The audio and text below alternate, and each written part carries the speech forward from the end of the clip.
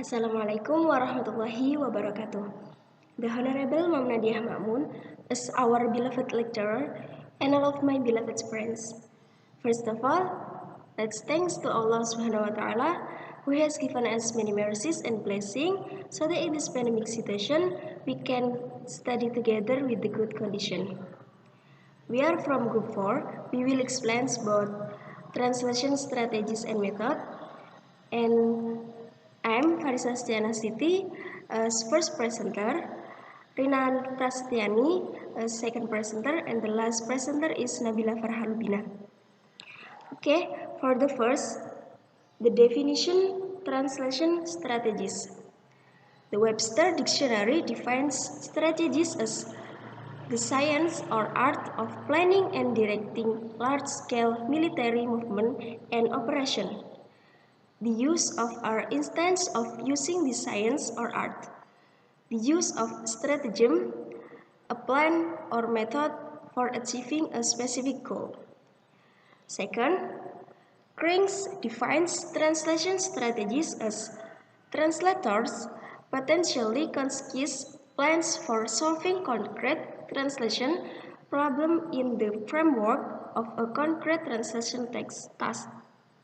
Third, Lasher defines translation strategy as a potentially concise procedure for solving a problem faced in translating a text or any segment of it. Fourth, Bell differentiates between global and local strategies and confirm that this distinction results from various kinds of translation problems. 5. Jeskalainen considers strategy as a series of competencies, a set of steps or process that favor the acquisition, storage, and/or utilization of information. He maintains strategies are heuristic and flexible in nature, and their adoption implies a decision influenced by amendment in the translation objectives.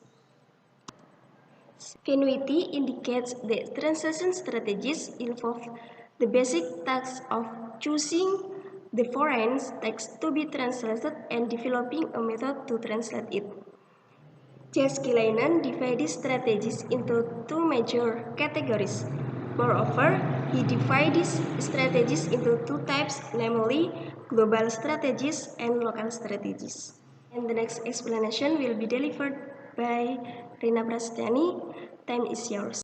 Hi, my name is Rina Prasetiyani and I will continue the presentation. In this time, we will discuss about the strategies of translating allusions.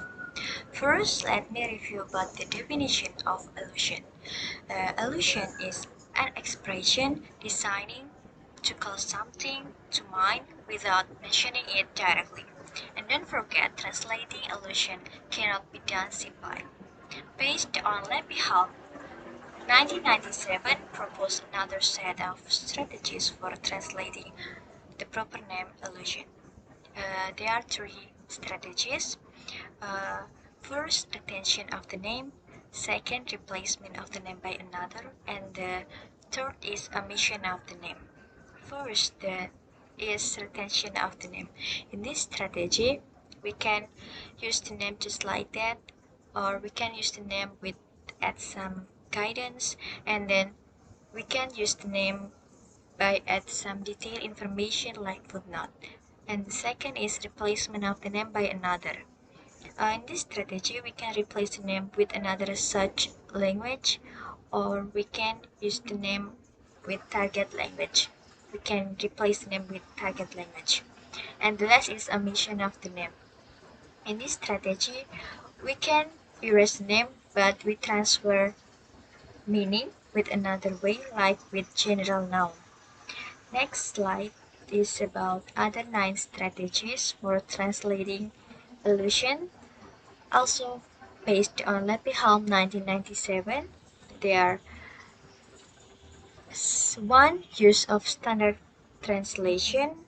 2 is minimum change. 3. Extra allusive guidance added in the text. 4 is the use of footnotes in notes, translator notes, and other explicit explanation not supplied in the text.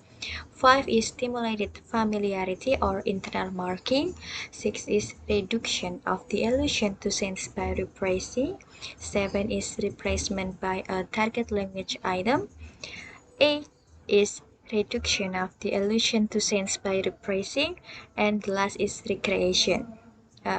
Don't forget, based all of these strategies, although some stylists find footnote-styled translation services undesirable, their use can help the readers to make better judgment about today's content.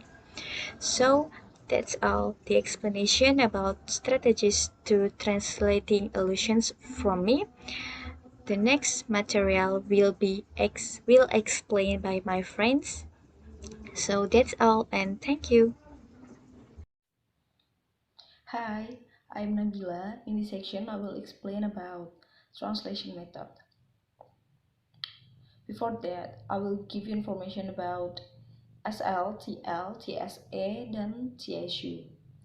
Yang pertama adalah SL. SL itu source language. Yang kedua, TL itu target language. Yang ketiga, TSA itu teks bahasa sasaran, TSA, teks bahasa sasaran. Yang kedua, TSU itu teks bahasa sumber. Ini istilah-istilah yang akan saya gunakan untuk menjelaskan contoh pada materi ini. Translation method by Newmark 1988 mentioned that the difference between translation methods and translation procedures. While translation methods relate to whole text, translation procedures are used for sentences and the smaller units of language.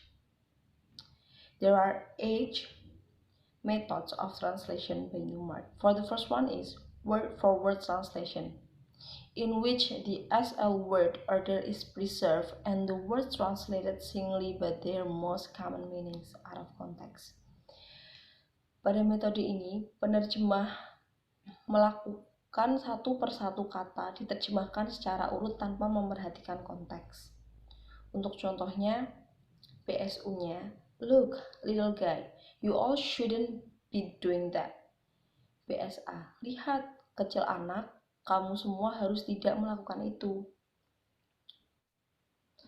And the second is literal translation, in which the SL grammatical construction are converted to their nearest TL equivalents, but the lexical words are again translated singly out of context.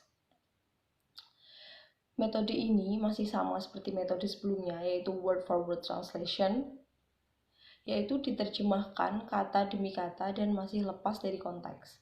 Namun, gramatika di sini sudah berusaha diubah mendekati BSA. BSA atau TSA yaitu teks sasaran, teks naskah sasaran. For example, TSU-nya, "Look, little guy, you all shouldn't be doing that." TSA-nya, "Lihat, anak kecil, kamu semua seharusnya tidak berbuat seperti itu." The third is faithful translation. It attempts to produce the precise contextual meaning of the original within the constraint of the TL grammatical structures.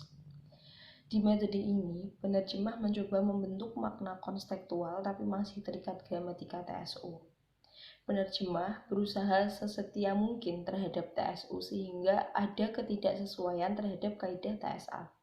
Terlebih lagi perihal budaya yang seringkali masih terdengar kaku. For example, TSU, Ben is too well aware that he is naughty. TSA, Ben menyadari terlalu baik bahwa ia nakal. For the next is semantic translation, which differs from faithful translation only in as far as it must take more account of the aesthetic value of the SL text. Pada metode ini, unsur estetika TSU diutamakan, tetapi disertai kompromi yang masih dalam batas wajar. For example, TSU, "He is a bookworm." TSA, dia laki-laki adalah seseorang yang suka sekali membaca. The next is number 5, adaptation, which is the first form of translation and is used mainly for plays, comedies, and poetry. The themes, characters, plots are usually preserved. The SL culture is converted to the TL culture and the text is rewritten.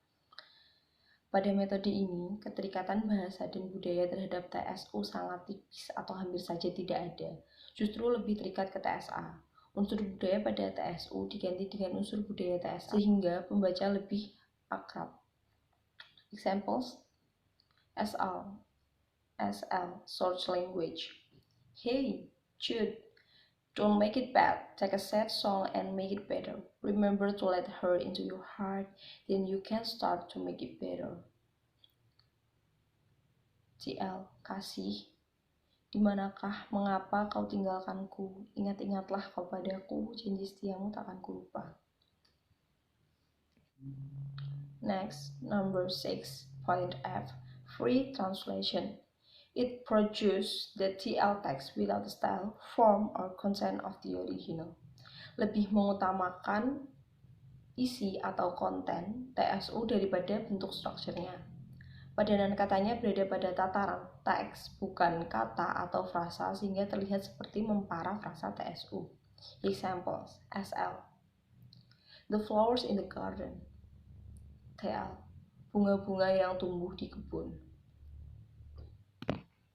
Next is number 7, idiomatic translation. It reproduces the message of the original, but tends to distort nuances of meaning by preferring colloquialism and idioms where these do not exist in the original. Metode ini memproduksi pesan dari TSU tetapi cenderung mendistorsi nuansa makna. Ungkapan idiomatik TSU diterjemahkan seperti ungkapan biasa, bukan ungkapan idiomatik juga.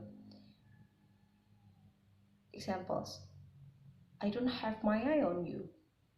It means I don't remember you. H. Communicative translation. It attempts to render the exact contextual meaning of the original in such a way that both content and language are readily acceptable and comprehensible to readership.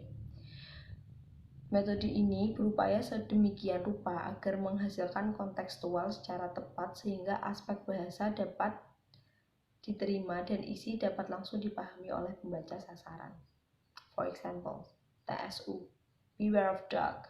TSA, awas anjing galak. That's from me, thank you. That's it, the explanation from us about translation method and strategies. I hope that the material is easy to understanding and can bring beneficial for all of you guys. Correct us if we are wrong and write down your questions in comment sections below. Thank you for your time and your attention. Wassalamualaikum warahmatullahi wabarakatuh. Goodbye.